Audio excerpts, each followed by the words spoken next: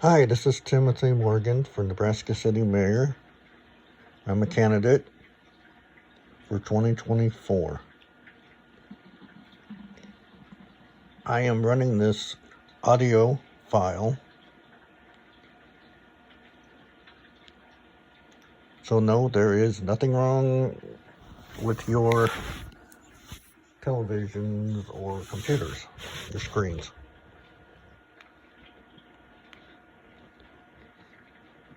I am sitting here discussing the history of Nebraska City with Jill Morgan, my wife, for the last 28 years.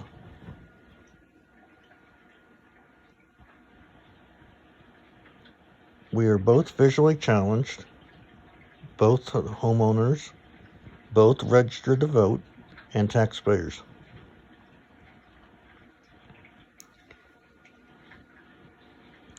There has been a lot of changes in Nebraska City for history, and some was for the good, and they took it away. It seems like if it's going to benefit the town, they're going to take it away. But if it's going to benefit our city government, then, well, it stays. And it shouldn't be that way. But looking at the history of Nebraska City, besides everybody knows Nebraska City by Arbor Lodge, J. Sterling Morton, and the planting of the trees, and Arbor Day.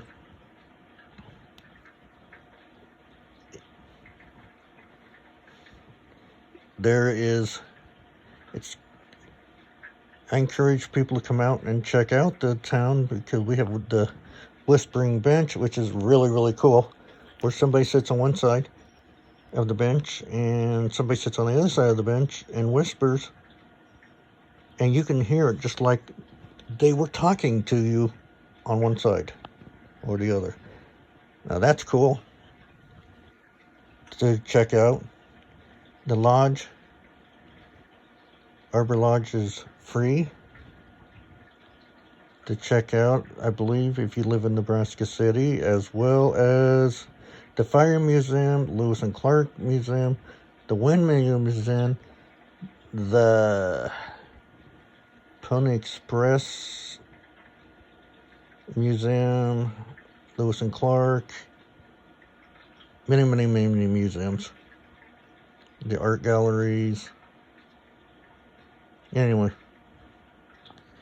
but we also have a lot of activities going on throughout the year. Arbor Day, the 4th of July celebration, we have music in the park, we have ice cream social, we have the JC's put on a firework display, we have the summer music festival, and then we got Applejack, Living History Days, and then we got some activities Chamber of Commerce puts on through Nebraska City for the holiday season, Christmas. So we have Lemon Days as well. But Joe and I we're sitting here discussing how this town is full of history, and the city government seems like they're pulling it away. I thought when I moved to Nebraska City in 1979, and I graduated in 1992, I thought I knew everything about Nebraska City. Well, ding dong, I was wrong. What'd you think when you started the school? When I started the state school, to the point you graduated, do you think you knew everything about the history of the Brass A? Yeah, I thought so.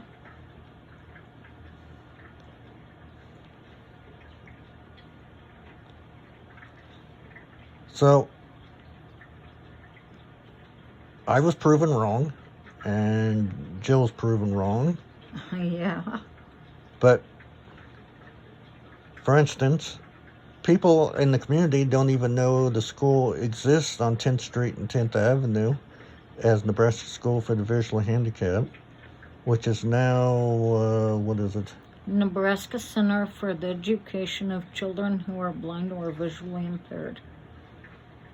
So, that has so much history in it from the 1800s all the way up to present. From, my goodness, I don't have enough time to go into all of it, but the school still has some original buildings on it, on the property. The garages were original, the apple cellar, and the boys' gym, which is the maintenance shop now. But the school also had an apple orchard for the students to go pick apples and to, I think they could sell the apples too, as well, throughout the community, if I remember right. Yeah.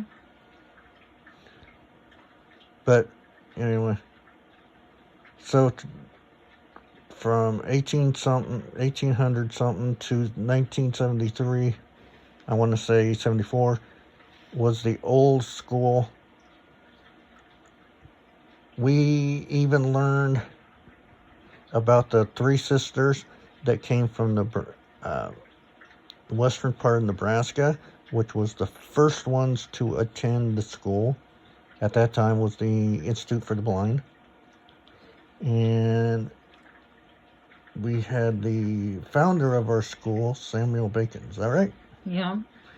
Who was blind as well. And looking through the history books of the school, Samuel Bacon was known to be on the roof, blind, and making sure everything was nailed down and roofing was done correctly. You wouldn't catch me up there on a roof, even though I'm low vision. But now, to go on a little bit more about the school, when we were taking music class, there was something that popped up in our class that made Jill excited. And what happened? Well, we got to do musical programs, and I noticed that there were rooms where kids could take piano lessons, 3 practice rooms, each with a piano, so that students could practice the piano. But when we were go up to the state capitol and sing before the senators and the governor, Yeah. we, besides singing Irish songs, what was there a certain song that stuck out in your mind that just kind of hit you about the school? Yeah, not just a living, but a life.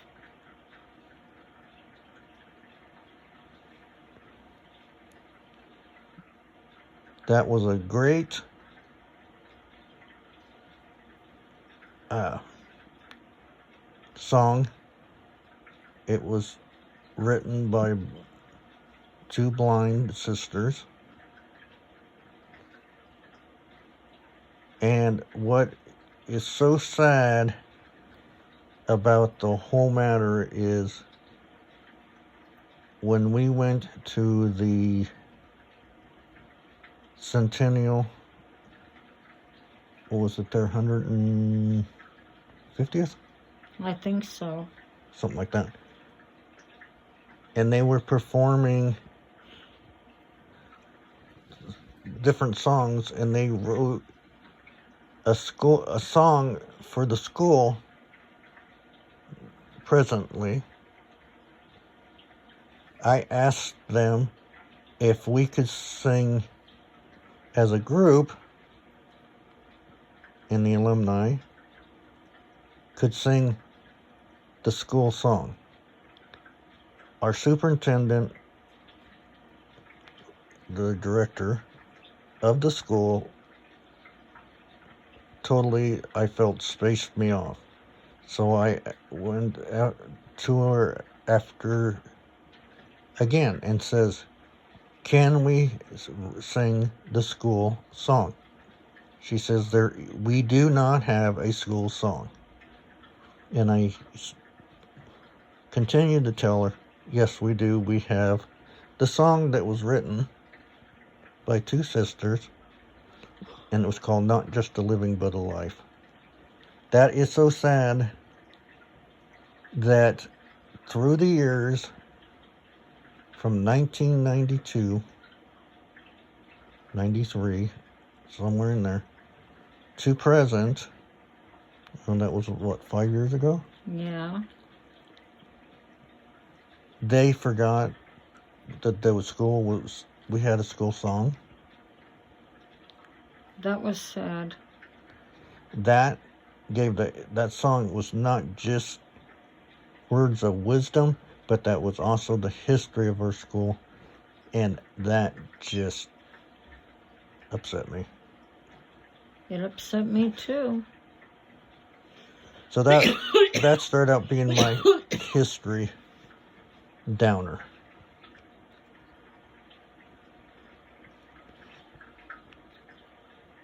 But we did have some great visitors. We had a couple governors visit the school and sit down and visit with Joe and the students and I. And Joe got the honor of giving a tour of the dorms? Yes, the dorms. And who was the honored governors? Kay Orr and Bob Carey. Want to say thank you for taking your time out. Those two taking time out to come and visit the school. Right? Right. They didn't have to do that. No, they didn't. I'm very glad they did. So am I. Now, continuing, that school has so much history in it. It's probably just got as much history in it as Arbor Lodge and John Brown's Cave, Mayhew's Cavern, Wildwood Park, Period House.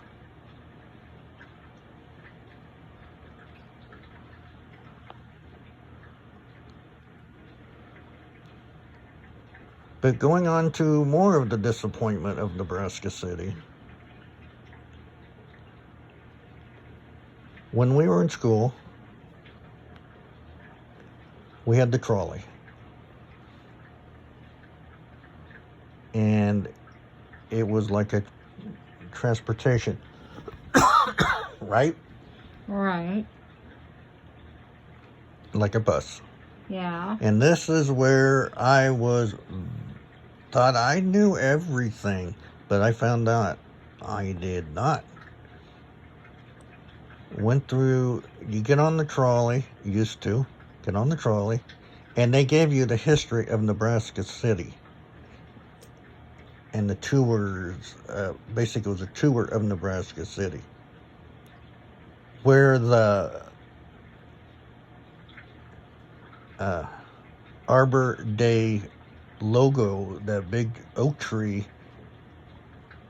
was down on the farms, Arbor Day Farms. They pointed that out. The racing horse Applejack, it was stationed in the barns down here.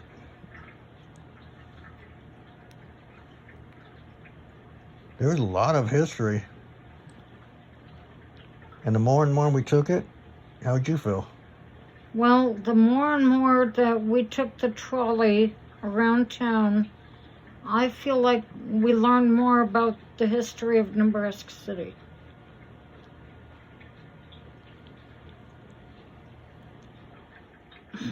And we got to meet visitors and got to meet friends, and every time we got on the trolley, it was like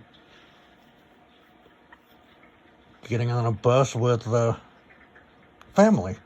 Yeah, I agree. So gradually, in 4 or 5 years or so, they took the trolley away and sold it to the Lead Center. Wow, that just killjoy right there. How is people gonna visit Nebraska City and learn everything that they taught on the trolley? They're just going to come into Nebraska City and they're just going to go downtown, and they're not really going to know the history of Arbor Day and Applejack and Mayhew's Cavern, and They're gonna miss out on a lot of history.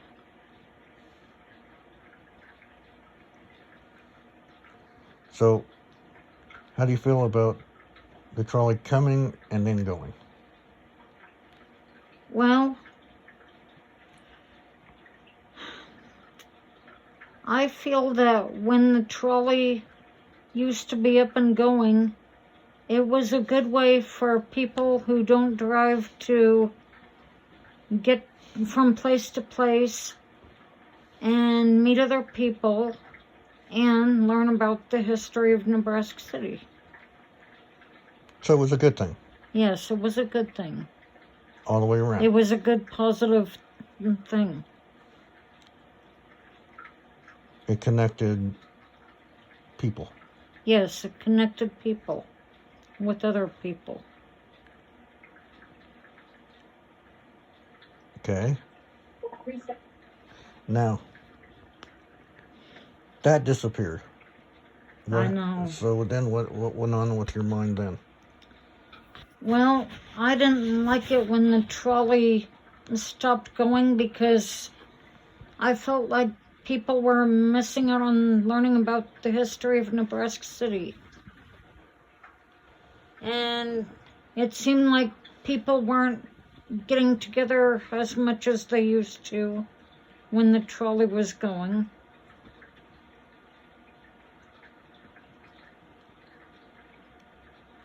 Okay. So now the trolley only runs for Christmas, Tour of Lights, and what else? Well, there's a Tour of Lights. And then people can use it for $100, can rent it out to shuttle them around. Yeah.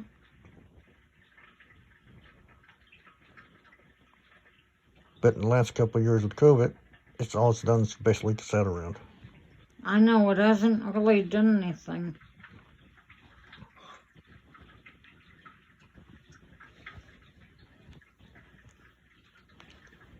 Okay.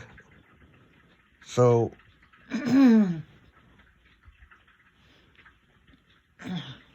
that was a decision made by the city council.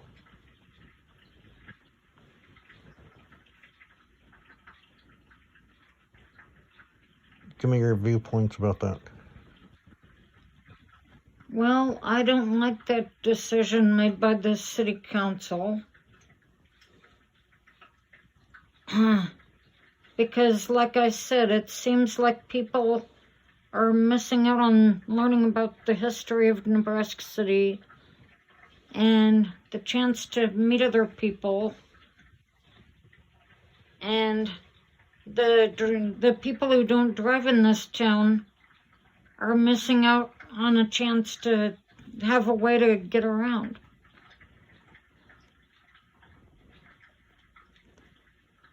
So, okay. We're supposed to be a historical town. Now, I know we're low vision, but are you seeing that the storefronts are staying like they were in the old days, or what are they doing?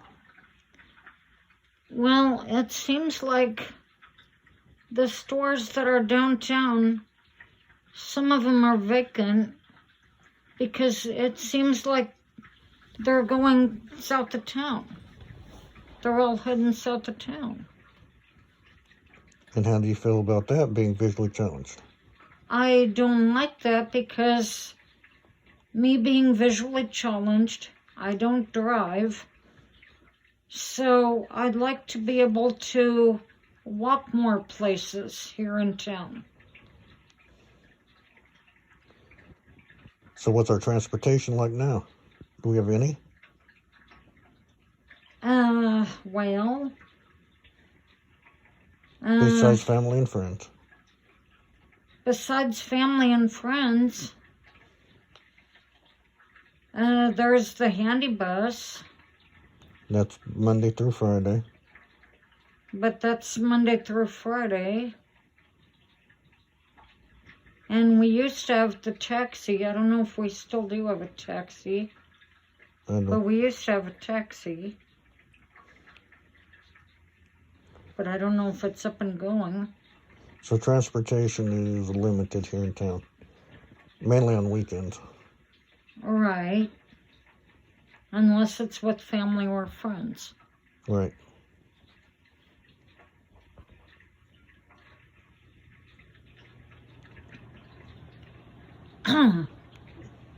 Okay, going on a little more of the history. Arbor Lodge is going strong. You have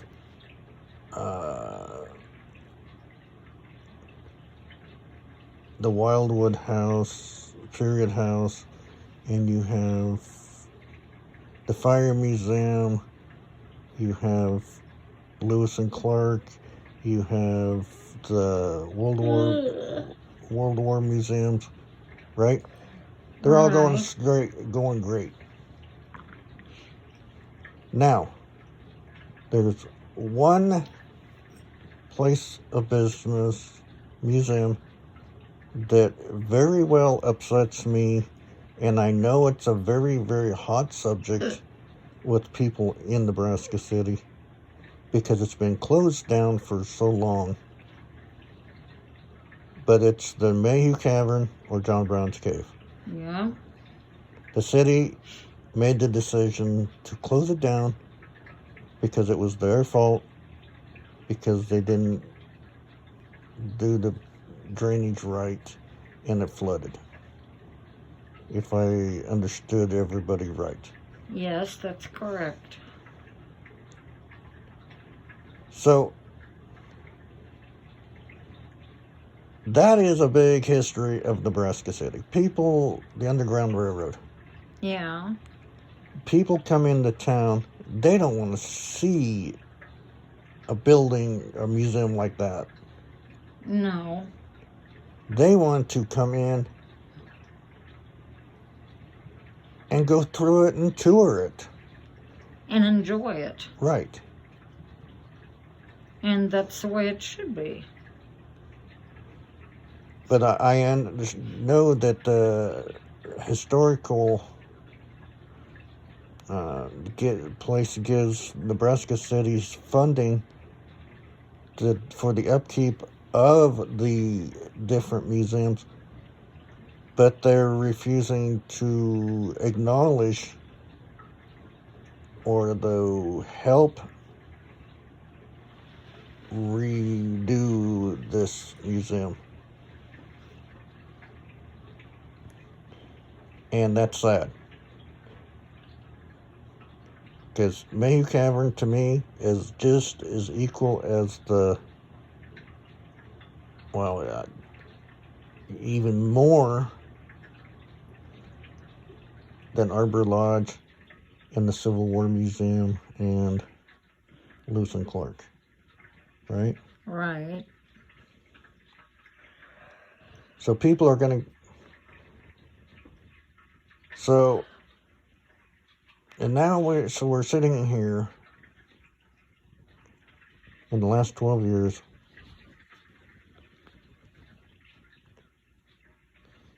We've had places go out of business. Well, we had a nice hardware store that went out of business. But the person died. Wenzel Hardware was a beautiful place to go. Yeah. But unfortunately, he died. But everything in there was old-fashioned. We're talking old-fashioned. When you got nails from him or screws, he didn't put them in a regular bag. He put them in a sack, a sugar sack, or a flour bag or something like that, right? Right.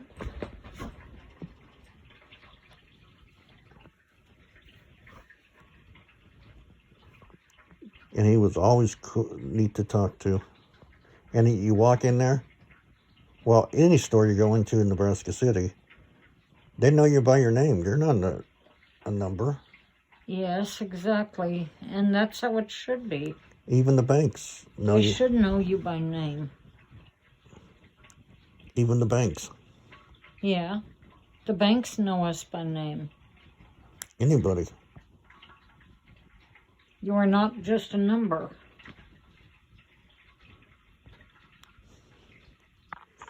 So,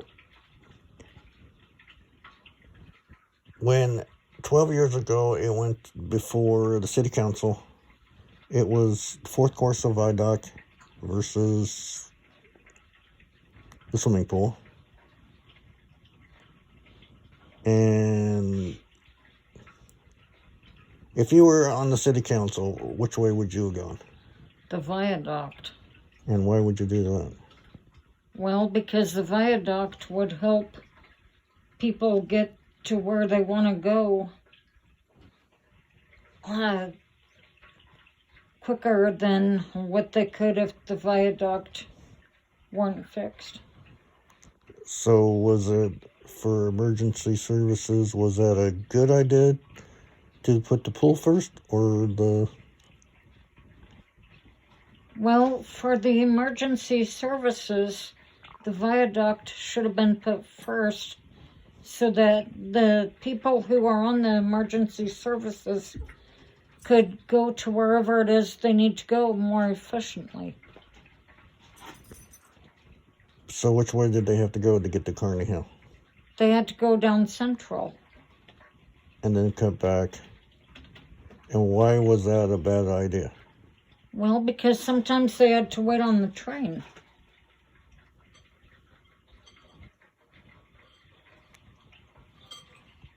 Okay.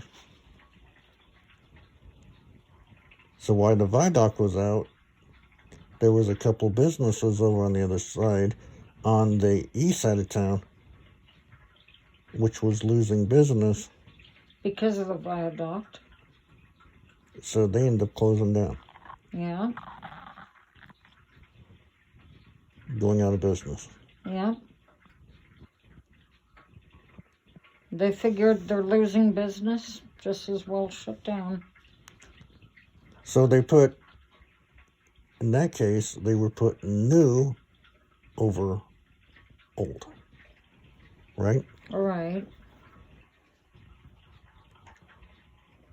And during this time, they were going to raise our tax. Well, they raised the taxes, the city tax, to build the pool. Okay. Now, the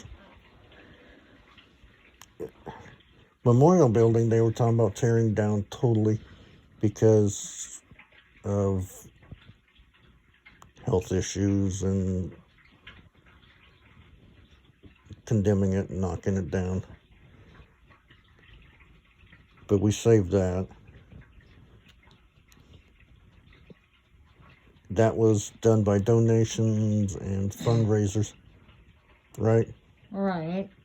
We didn't raise our taxes for that, True. but they raised the taxes for the pool. I know.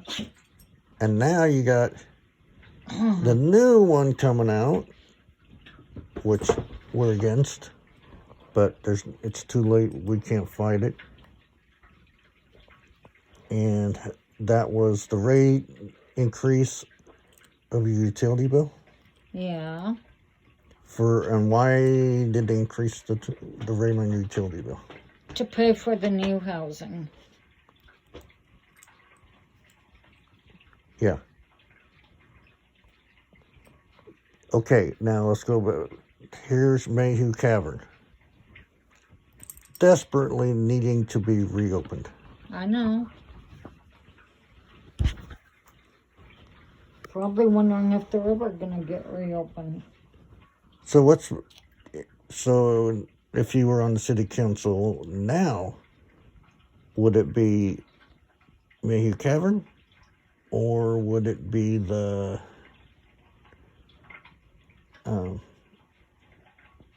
new housing? The Mayhew Cavern.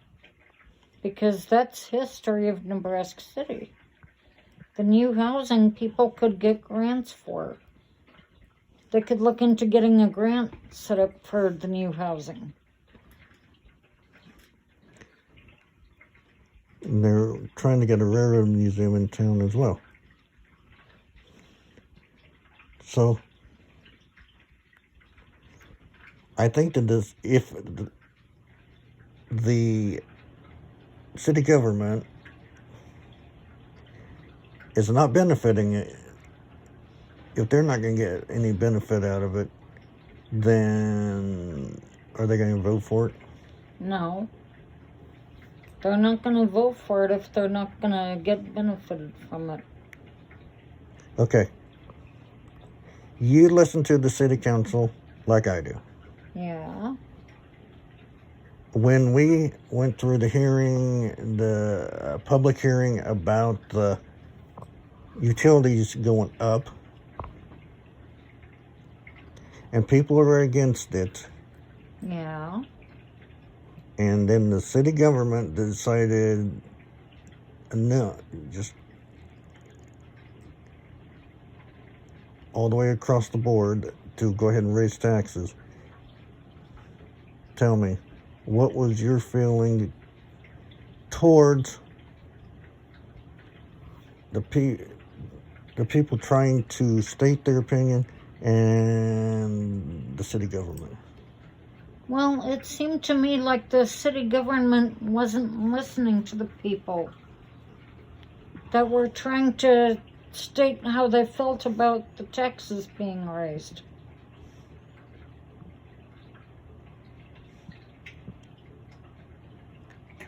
Okay. It seems like the city government only cares what they want to do. They don't care about the people. They just care about what they want. Which seems pretty selfish.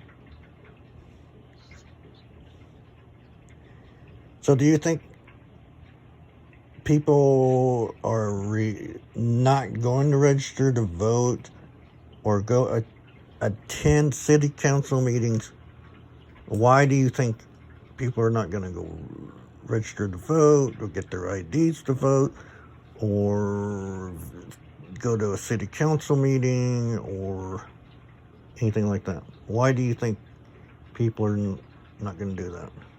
Well, I have the feeling that people are not going to register to vote because people are going to start to get to the point where, why should I register to vote? My opinion doesn't matter.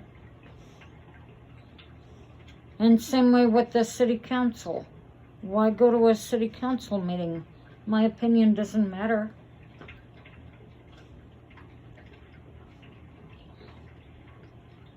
So, I know you're registered to vote, and we go to city council meetings. How do you feel? Because we've been to one where we talked about Arbor Day cleanup, and they got shot down, right? Right. How do you feel right now if you had to vote or register to vote? I mean, if you were not registered to vote, or if you got asked to go to a city council meeting today, or you're in the next city council meeting, how do you feel about that? Would you register to vote, or would you go to a city council meeting? What?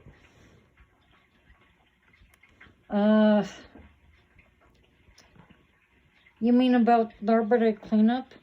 No, just in general. Okay, with everything going on right now, our city government acting the way they are. Yeah. Would I go out to register to vote Would you go out to register to vote? if I wasn't already a voter? Right. Probably not. And why is that? Well, because I'd feel like my opinion doesn't matter. Whatever I vote, it's not going to matter. Okay. Would you, let's say you got invited to attend a city hall meeting on the first or third Monday of the month at 6 o'clock. Would you go? Or click on Zoom and watch it? You mean with the way the city government's acting now? Yep. Well, I suppose I'd have to tell whoever it was who invited me, no, I'm not gonna go with you because my opinion doesn't matter. Whatever I say isn't gonna matter. So I'm not going.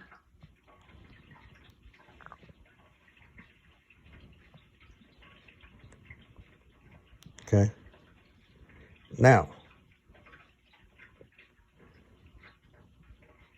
then that I'm running for office for mayor, which is the city part of the city government,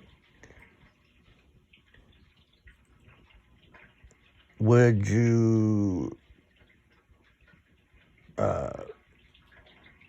start attending city council meetings? If you were mayor? If I got voted in to be mayor in the office, Yeah. what would you be willing, if somebody invited you to go to a city council meeting? Yeah, I'd go. If I was not your husband. Even if you weren't my husband. Okay. I'd still go to the city council meeting. Would you register? Because I'd feel like I'm going to get listened to. What I say is going to get listened to. Okay. Would you register to vote? Yeah. Would you? And I would register to vote. Would you encourage others to register to vote? Yes, I would. Would you encourage others to go to city council meetings? Yes.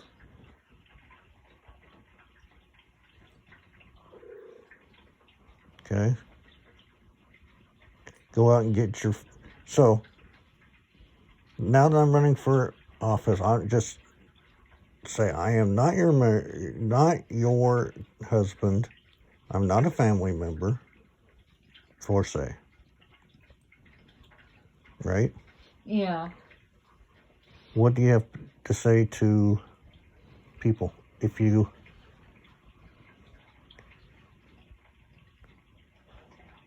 to encourage them to vote? Well, I suppose I'd tell people to go down to register to vote. And I'd encourage people to go and vote. Not just get registered, but go and vote. Mm-hmm. And I would encourage people to go to the city council meetings on the first and third Monday of each month at 6 o'clock.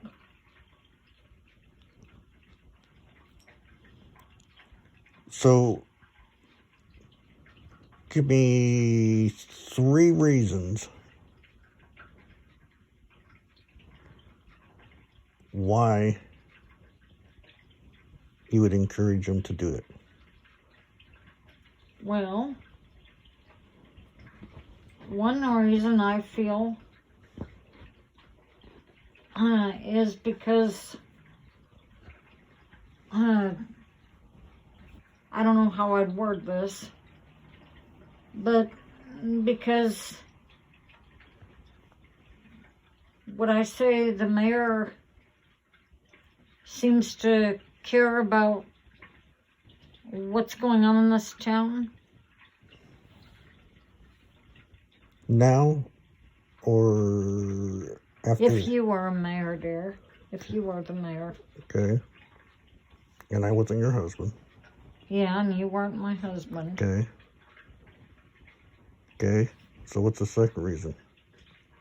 The second reason is that the person where people will be listened to if they have any concerns or questions about the things that are going on.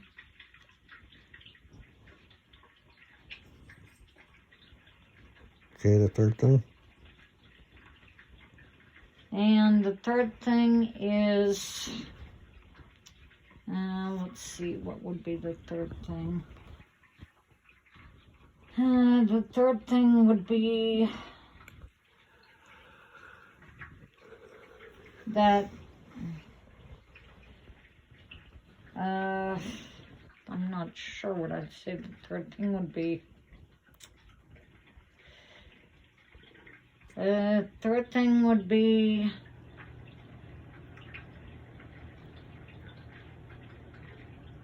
that I wish I could think of a third thing. It's tough because you just wrapped them up in probably 2. I think I wrapped it up in 2. Yeah. Well, so I am just going to end it on this note with the history of Nebraska City is being taken away by our city government, and they are expecting us to pay for their mistakes. And I think the pool rates need to have a cap on them because, good Lord, this it's already paid off. Let's give the middle class and the low income families a break. If anything should be raised, it should be corporate rates. Don't hit the little people, the low income. We have every right to go out and enjoy that pool. We have every right to enjoy the museums as much as anybody. What do you think?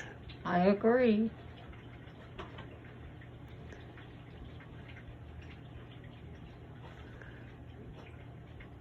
So, with everything going on now, how do you think we're going to keep the historical Nebraska City, keep its name as a historical? Well,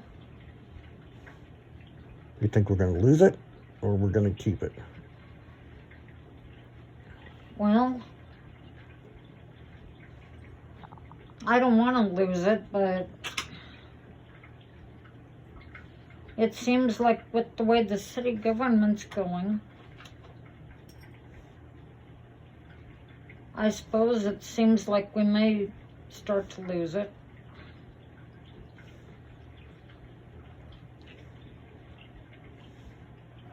So I feel, as Nebraska City citizens, we should all pull together,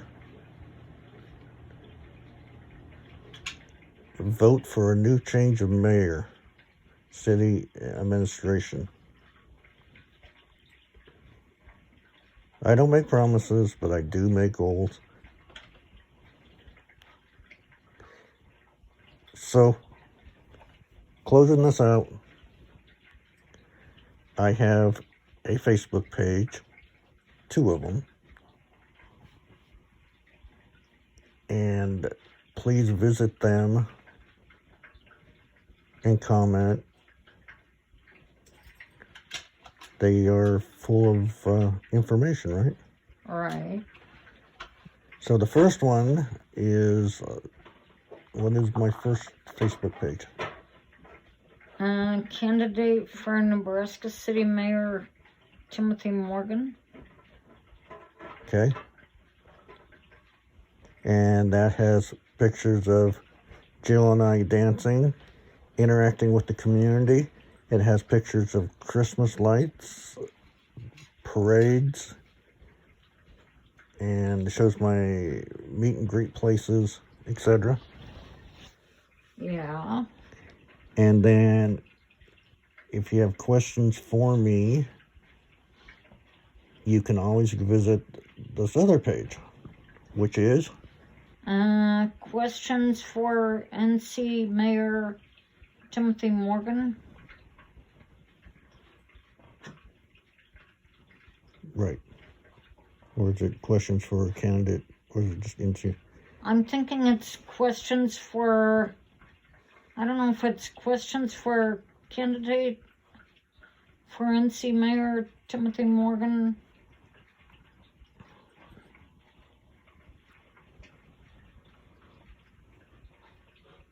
Okay. Please,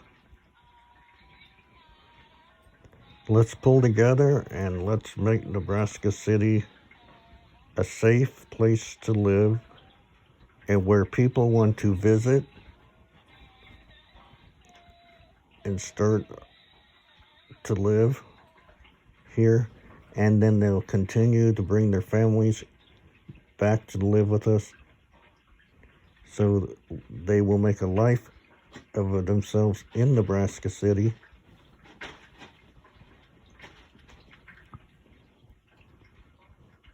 Just remember, I may be visually challenged, but not blindsided to city issues. But I'm also trying to make Nebraska City not just a living, but a life. See you next time.